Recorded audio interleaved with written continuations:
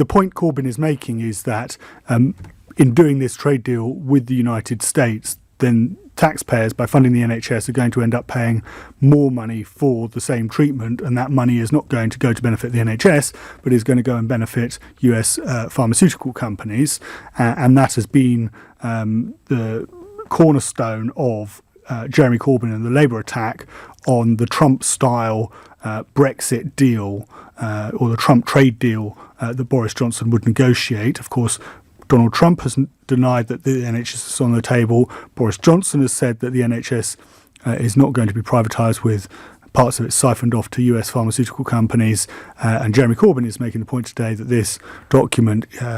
demonstrates that the actual policy that is being implemented at the moment is to the contrary of those two statements from those two men. In normal circumstances, this would be huge, but we have somehow created a political context in which people claim that they like being lied to. So if this turns out to be evidence of a mistake or a misstep or a downright calumny committed by the Prime Minister, much to my own shock, I'm not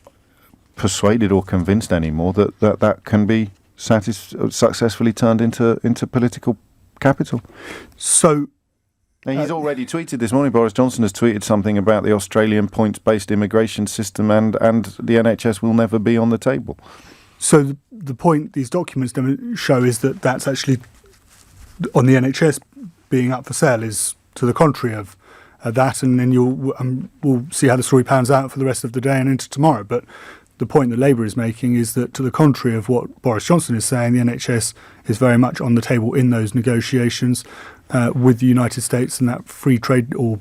trade deal with Donald Trump. And the problem then becomes, of course, that while there will be a difference between what the Americans might be asking for and what we will give them, I don't think you need to be a fully paid up member of the anti-Boris Johnson club to recognise that the necessity or the desperation for something that they can describe as a trade deal increases exponentially with every syllable of Brexit rhetoric.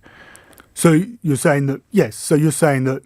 because Boris Johnson needs to do a trade deal... We're not negotiating from a position of great strength, are we?